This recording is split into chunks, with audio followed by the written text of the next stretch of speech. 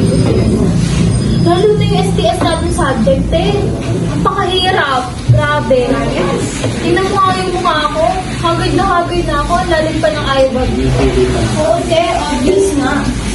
I think mag-wear ka na ng makeup. Para matakpan naman yung eyebrows. Para kailangan mo. Kaya yung cellphone mo, kanina pa pinag-video, madami ka atang notifications.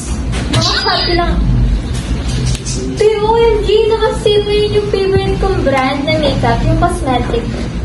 Ano nga? Ate, ito mo, tingnan mo. Ang ganda niya, diba? Parang kailangan ko bilhin. Kasi gusto ko matakpan yung eyebrows ko din. I think deserve.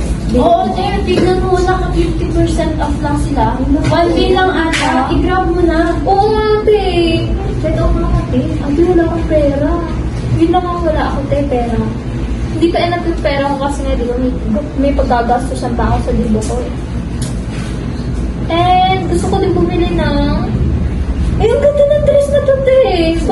Pandibo ko, te. Ang ganda. Naka 50% off din, no? Te. Grabe na yan. Magdidibo ka naman eh. Ate kasi, hindi pa ako sure kung natutuloy kasi yung pera ko, wala pa pera yung mama ko eh. Yung mother ko. Eh, di ba mo naman yan? Baka naman mahanapin mo na. Diba? Yung may mahirap eh. Hindi naman nila nagagawa ng saan. Sayang naman yun.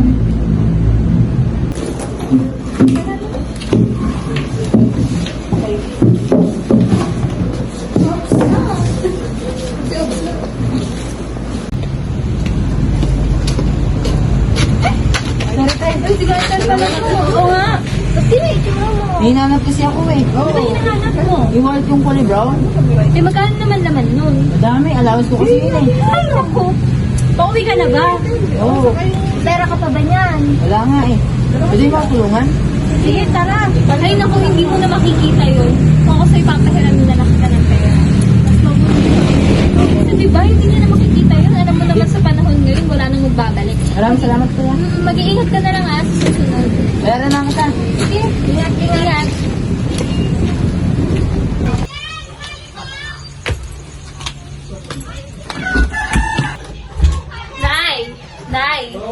Nay, tayo man po. Anak, sumabay ka sa amin, kumain ka na. Anak, saluhan mo na kami. Pagpasensyahan mo na yan ang ulam natin, ha? At pinagkakasya ko yung sweldo ng tatay mo. Okay lang po. Pasensya na kayo mga anak. Dati lang kasi nakayanan ko eh. Malapit na lang kasi ang matanggal sa trabaho. Nay, tayo, paano nga po pala yung sa dibo ko? Malapit na po kasi ako mag-dibo, diba? May gusto po kasi akong bilhin na na dress, red dress po. Sakto nga po ngayon, naka 50% off sale po. Nakita tayo. Tapos yung mga candles ko po, ganun. Gusto ko po talaga bumili tayo bongga sa birthday ko. Anak, pagpasensyahan mo na at hindi mo na namin naibibigay ng tatay mo yung birthday na gusto mo. Alam mo naman, 3 buwan na tayong hindi nagbabayad ng kuryente at tubig. Malapit na tayong maputulan yan. Nay, tay, magbabayad na po pala kami ng 15,000 po for enrollment sa second semester. Tsaka nay, tay, I want new laptop. Tay, since kasi yung laptop ko luma na. Adi, anak, unahin muna natin tuition fee mo, ha? Dahil yun yung mas kailangan mo. Saka na muna yung mga laptop na yan, okay?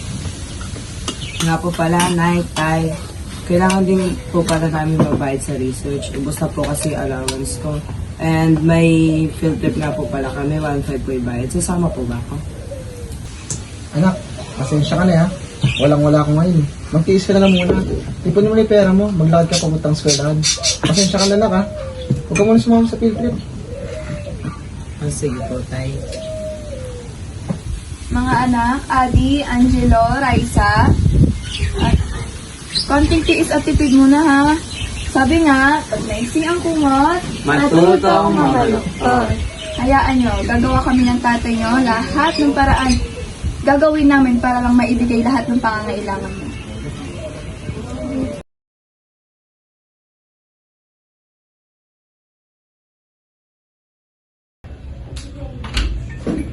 Good morning, Nay! Good morning, ma. Tulungan ka na po kayo magtupet. Oo nga po pala, Nay. Yung nasabi ko po sa inyo nung nakaraan na red dress? Nagawa niyo na po ba ng paraan yun? Eh di ba nagpadala kay tita mo ng dress mo galing abroad? Yun na lang yun, pagkasyahin mo na lang. Nay naman ayoko nga rin pinadali ni tita na yun. Gusto ko po talaga yung red dress na nasa online. Matagal ko na po talagang gusto yun. At tigas naman ng ulo mo, Raisa. Sarili mo lang ba iniisip mo? Nay, damit lang naman po yung gusto ko nga. Bakit hindi niyo maibigay yun? Ilang beses ko ba dapat sabihin para maunawaan mo? Sarili mo lang ba? Paano naman kami ng tatay mo? Tinanong mo ba kami kung nahihirapan na kami? Bakit niyo ba kasi ako pinanganak na mahirap? Bakit ba hindi niyo mabigay yung gusto ko? Bakit sa dami-dami ng tao kayo yung naging magulang ko? Sana hindi niyo na ako pinanganak eh. At sana hindi na rin kayo naging magulang ko. At sinasagot-sagot mo na ako porket hindi ko maibigay ang gusto mo? Raisa, nahihirapan din kami.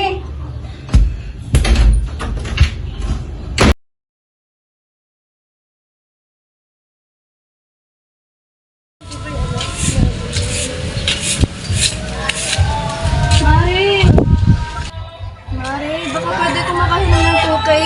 Eh, kasi alam pang bayad ng anak ko ng tuition fee. Tapos si Raisa, magbabayad din pa rin sa ano yan, debo niya. Ano ba yan, Mari? May utang ka pa ya. Isang buwan na yon. Hindi ka ba pwede muna magbayad? Mare, pwede ba next week na lang? Eh, magbabayad naman ako eh. Kailangan na talaga eh. Gupit ka na ngayon. Tingnan mo, Mari. Ang kapal-kapal ng mukha. Napakalakas ang utang, hindi marunong magbayad. Hindi, Mari. Lagi mo na lang sinasabi yan eh. Nakakarindi na. Hindi, totoo talaga. Next week ko babayaran. Huwag kang pumayag, Mari. Apakalaki pa ng utang sa'yo. Tapos mangutang na naman ngayon. Hindi talaga. Kung ngayon, hindi ka muna magbabayad, kukunin ko lahat ng mga gamit mo sa inyo na pwede ipambayad sa utang mo.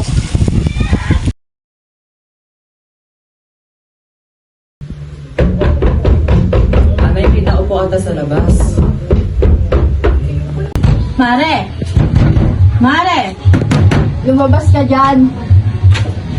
Ano yun, Mare? Ano, Mare? Anong petsa na yan? Di ka pa rin talaga magbabayad? Eh, magbabayad naman ako eh. Sa katapusan na lang. Oo nga. Gusto mo bang umabot ko sa barangayan ko? Eh, Mare, pag-usapan na lang natin to ng masinsinan. Huwag din na lang mapabarangay. Di ba napag-usapan na natin to? Pag hindi ka pa rin talaga magbayad, kukunin ko lahat ng mga gamit mo? Eh, wag naman po sana, Aling Shaila. Hindi. Lagi na lang ganito. Tara na nga, Eya. Sabi! Ay! Mare, Aling tama na yun Shaila, na. tama na po, tama na. Aling Shaila, tama na yan, tama na yan. Wala nang pasipasok. Tama na yan.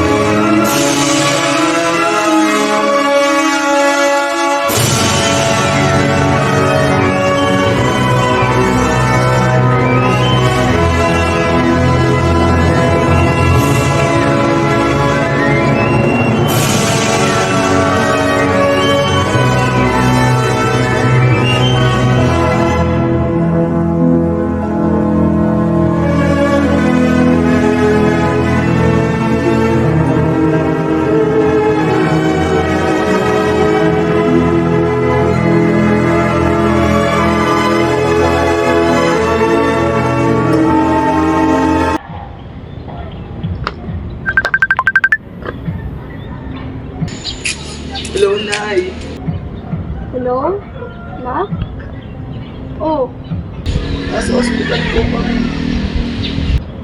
Ano? Ba't nasa ospital kayo? May nangyari ba?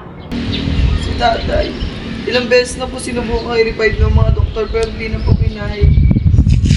Nay, bilisan mo, si tatay. O sige, papunta na ako dyan. Maghahanap lang ako ng tricycle.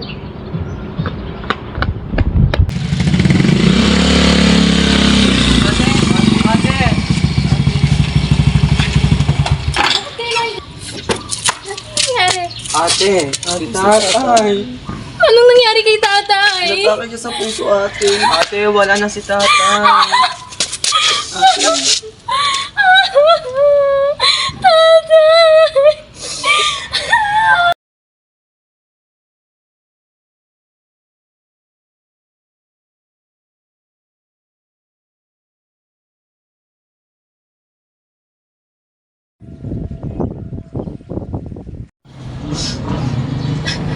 Nay, sorry po sa lahat ng nagawa ko sa inyo ni tatay. Nay, sorry rin po sa pagsagot-sagot ko sa inyo nang dahil lang po sa kagustuhan ko makabili ng Red Cross. Hindi ko na po kayo naisip at humantong pa po sa pagkawala ni tatay. Nay, pasensya na po talaga.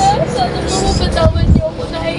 Hindi na po talaga mauulit. Nagtanda na po talaga ako. Hayaan mo na yun, nakalimutan mo na, pinapatawad na kita. Alam niyo naman, sa buhay, hindi lahat ng luho dapat bilhin. Saka matuto tayong makontento, okay? Oo nga pala mga anak, Adi, Angelo, Raisa, bago mawala yung tatay niyo. Nung naglilinis ako, may nakita akong mga regalo, sobre sa drawer niya. Ito yun, para kay Raisa. At ito naman, kay Angelo. Okay.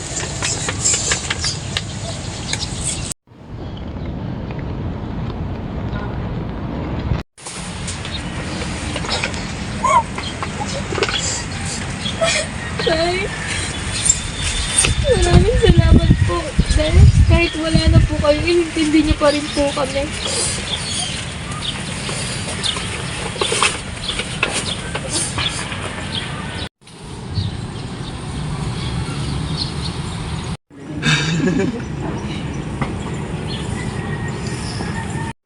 Atay, thank you nga po pala dahil nagsakripisyo ka po para mabigay pa namin kay ate at kuya.